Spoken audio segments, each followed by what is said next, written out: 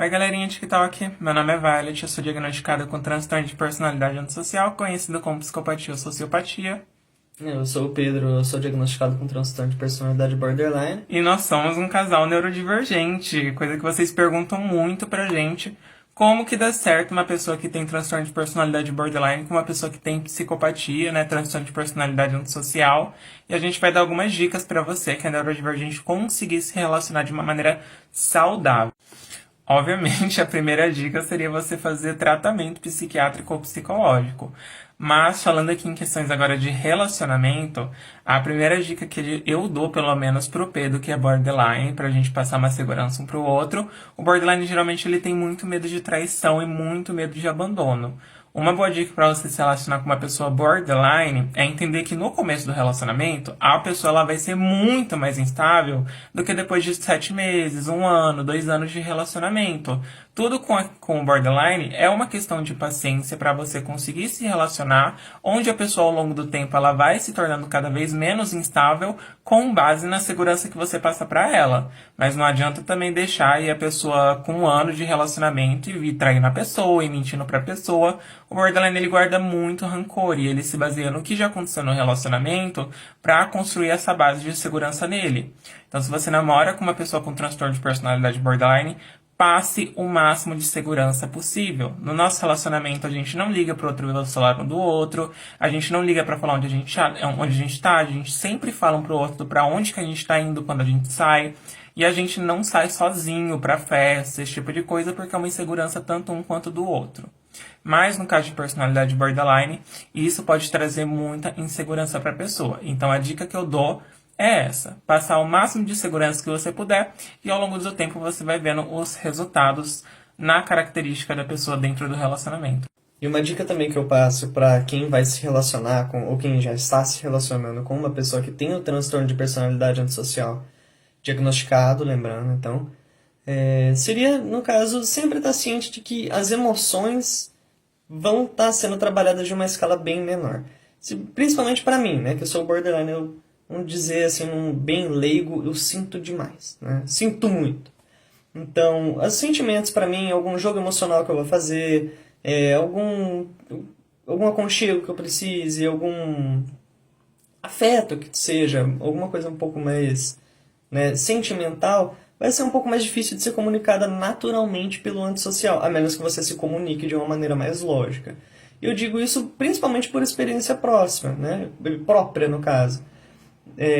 Uma comunicação que eu tenho com a Violet que eu preciso de alguma ajuda, alguma comunicação de que eu estou mal, algo está me deixando mais triste, que está me deixando muito animado, está me deixando muito desesperado, eu preciso comunicar diretamente, eu preciso comunicar de uma maneira, ou pelo menos eu opto, né?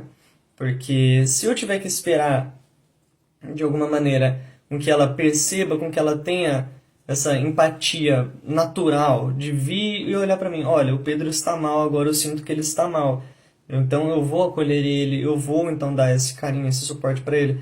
Para ela é um pouco mais difícil de entender isso. E eu digo que também é um pouco padronizado por alguns antissociais, né? Por conta dessa falta de... Não a falta, a dificuldade de compreender o sentimento dos outros. Então sempre que você tiver uma coisa que é bastante difícil, mas que é mais fácil de ser treinada conforme o evoluir da relação. A comunicação direta. Gente, a base de uma relação é sempre e sempre vai ser a comunicação. Quanto mais você se expor, mais você se abrir, mais você mostrar o que você realmente precisa para outra pessoa, você vai conseguir manter um relacionamento saudável e estável. Principalmente para um antissocial, porque tudo que você precisa é comunicar. A comunicação é essencial para um antissocial. Exatamente. Sempre que vocês se relacionarem com uma pessoa antissocial, a gente não vai conseguir perceber quando vocês estão mal. Então, gente, é só chegar e falar, olha, eu tô mal, preciso de um pouco de afeto, um pouco de carinho, e aí a gente vai fazer o que a gente pode. Porque a falta de empatia, ela atrapalha muito na questão do relacionamento, em questão da gente perceber o sentimento alheio. Outra dica que eu dou pra quem tá se relacionando com borderline, não fique terminando o relacionamento por coisa pouca. Quando você começar a se relacionar com borderline, todo relacionamento de longa duração geralmente tem brigas constantes, né? É uma coisa normal de todo relacionamento. Se você não briga no seu relacionamento, comece a questionar um pouco o que está acontecendo. Mas sempre deixe limites de não terminar o relacionamento por coisa pouca, que eu vejo que é uma coisa que muita gente acaba fazendo até em relacionamento com o borderline, porque o borderline vai ficar muito instável. Em todas as próximas brigas, o medo de abandono vai falar mais alto. E não pense que é por causa do medo de abandono que o borderline vai ficar que nem um cachorrinho no seu pé. Isso só torna o borderline com mais possibilidade de ter um splitting, como a gente chama, né? Que é aquela devaluação. Uma hora ele te ama e na outra ele vai te odiar. Porque esse ódio que vem de repente, assim, que a gente não entende, essa crueldade do borderline, ele vem por conta do trauma de abandono, do medo, da rejeição. E aí ele acaba querendo atacar primeiro para ele não ser abandonado antes. Então, não termine em relacionamento por coisa pouca. Eu e o Pedro, a gente já tem combinados muito acerca de, tipo assim, se você chegar em uma briga e você não estiver aguentando mais, comunique. Comunique no meio da briga, no meio da raiva. Porque aí a gente vai sentar, a gente vai dar um espaço um pro outro, se acalmar e depois conversar. Isso deixa o borderline muito mais seguro. E com o tempo ele vai ficar cada vez menos instável e tendo menos devaluação e evaluação no relacionamento. E, gente, também lembrando que lidar com uma pessoa antissocial. Lembrando, não é geral, pode ser em alguns casos ser um pouco mais grave, um pouco mais leve, tá?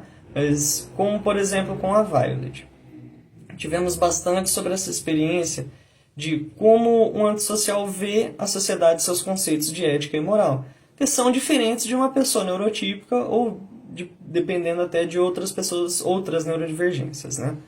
Então, por exemplo, algumas atitudes sociais, seja pegar alguma coisinha aqui, seja passar uma perna em alguém ali, sabe? Fazer alguma atitude, ter algum comentário sobre alguém.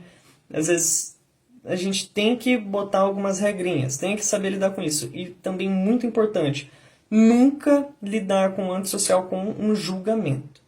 Você não está aqui para julgar a pessoa. Primeiro que você não vai fazer isso, você não devia fazer isso com uma pessoa nenhuma. Com um antissocial menos ainda. Por mais que você sinta essa necessidade de julgamento, você tem que sempre lembrar. O antissocial está aprendendo ainda a lidar com a sociedade. Eles não sabem, naturalmente, como lidar com a sociedade como uma pessoa qualquer. Eles lidam de uma maneira diferente. Não que eles não saibam absolutamente como lidar com a sociedade. Mas tem algumas coisas que precisam ser aprendidas e não julgadas.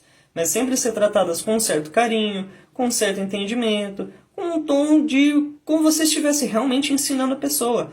Olha, tenta não passar muito... Estão passando no mercado. Vai pegar alguma coisinha lá no mercado, tenta dar uma seguradinha, pode dar algum erro. Tenta explicar como que isso pode dar errado, sabe? São exemplos, não que isso aconteça, tá bem? Mas é sempre bom lidar com não julgamento. Exatamente. E também nunca adote uma postura de autoridade para falar com a gente. Porque se você adotar uma postura de autoridade e querer parecer de alguma forma que tá querendo mandar na gente ou fazendo um sermão, a gente vai cagar completamente pra você ou até ter uma explosão de raiva. Então, se a gente cometer algum ato criminoso, ato antiético, falar alguma coisa muito pesada de alguém, ensine, sem julgamento. Gente, também lembrando que não adianta querer bancar uma de super-herói ou de um certinho da sociedade, porque se tem uma coisa que é antissocial é exímio, é ignorar a autoridade. E a última dica que eu dou pra vocês lidarem com uma pessoa com borderline é esteja preparado para a imprevisibilidade que ele vai ter nas questões emocionais. Porque, gente, é muita emoção que eles sentem. Então, às vezes, eles vão ficar tristes com alguma coisinha muito básica para vocês. Só que você tem que ter o compreendimento que aquilo não é básico para eles. É uma coisa que realmente ofendeu. Eles vão ficar com raiva, às vezes, de coisas extremamente pequenas. E eles não vão saber explicar por vergonha. Porque eles também pensam, nossa, não vou falar isso porque é uma coisa muito boba. Deem liberdade pro borderline comunicar a vocês de absolutamente qualquer coisa que acontecer num relacionamento que acabe machucando ele, porque senão ele vai acabar explodindo uma hora de tanto reprimir aquilo. E também vocês têm que estar preparados para a parte da euforia do borderline, porque eles ficam muito animados quando eles gostam de alguma coisa, né? Eles querem te mostrar, eles ficam muito animados, parecem uma criança que está muito animada com aquilo. Então, gente, sempre esperem isso, tá bom? Estejam preparados. E por último, para se relacionar com o neurodivergente em geral, estude sobre o transtorno da pessoa, tá bom? Não aprenda só pela pessoa, estude por conta própria. DSM tá aí. Exatamente.